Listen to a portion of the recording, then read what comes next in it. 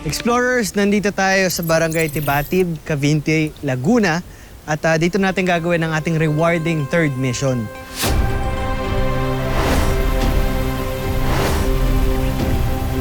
Magre-relax naman tayo sa talon. At ang pinakamalapit na talon dito ay ang Balon-Balon Falls. At para mapuntahan natin yon, humingi tayo ng tulong kay Kuya Colin.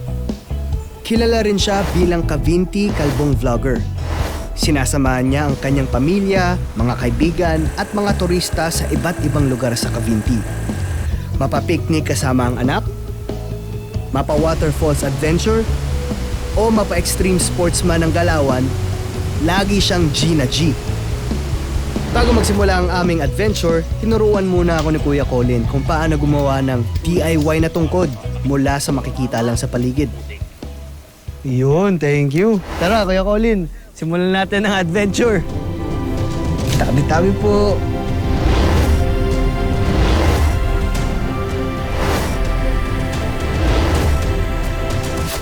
Safe na tayong mag-explore dito sa gubat dahil may expert na tayong kasama si Kuya Colin. Kuya Colin, anong mga tips ba ang mabibigay mo kapag nagtitrek ka dito? Yun sir, bukod sa kailangan kondisyon ng ating katawan, iingatan din natin yung trail. Lalo ngayon at kita nyo po na medyo maulan, maputik ang daan. Laging ingat. Kaya nga po meron tayong binigay na tungkod. Oo nga. Na gamit natin sa paglalakad sa mapuputik na trail. At bilang guide, malinaw rin kay Kuya Colin kung paano dapat pangalagaan ng mga bisita rito ang kalikasan. Kung tayo ay isang mabuting mamamayan at mahilig sa ganitong mga adventure, kailangan tayo po ay disiplinado.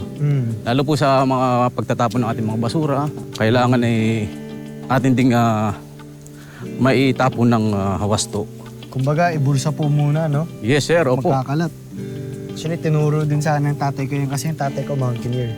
Bilang vlogger, tinuturo ni Kuya Colin sa mga netizens yung kagandahan ng sarili niyang bayan. About Kabinti po, saka mga kultura ng Kabinti. Hindi na nakapagtataka na hindi lang sa lugar niya proud si Kuya Colin, pati na rin sa trabaho niya. Ako po ay tauhan din ng munisipyo bilang tour guide. Ilang beses nyo na pong napuntahan itong pupuntahan natin? Sa totoo niyan po sir, itong Balon-Balon Falls ay matagal ko nang napupuntahan dahil ako po ay residente mismo nitong barangay na ito.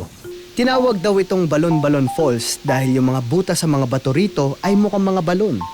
Pwede! Bukod sa Balon-Balon Falls, ay nasa Cavite rin ang iba't ibang falls na dapat bisitahin ng kahit na sinong nature lover.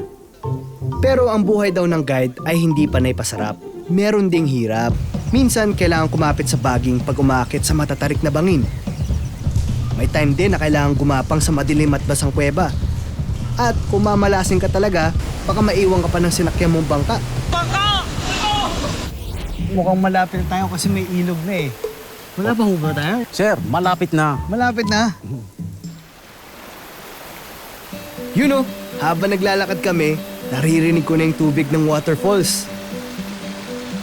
Maya-maya lang, may mga tubig na kaming tinatawid. Papunta na sa exciting part to.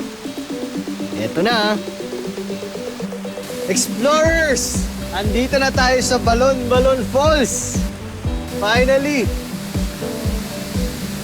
Wow! Yeah! Ganda! Ingat! Ingat! Nakakatakot.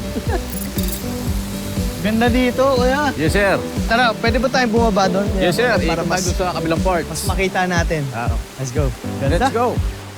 Ang hirap pala maglakad pababa dito. Kasi hindi mo mapigilang silip-silipin yung falls eh. Ayan na. Ito lang ang masasabi ko. Wow.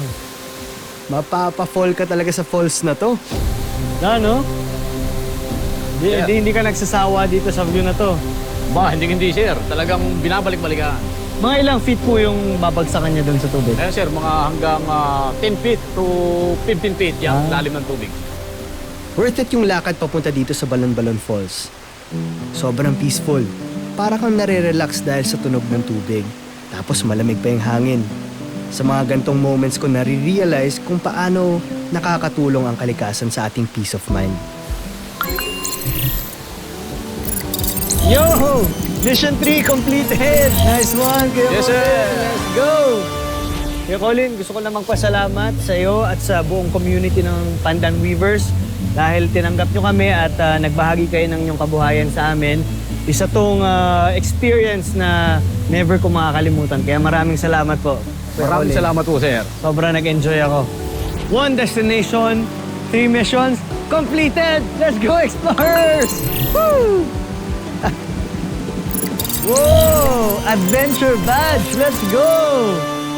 Ayos ang dami ko na-gain na real life XP today.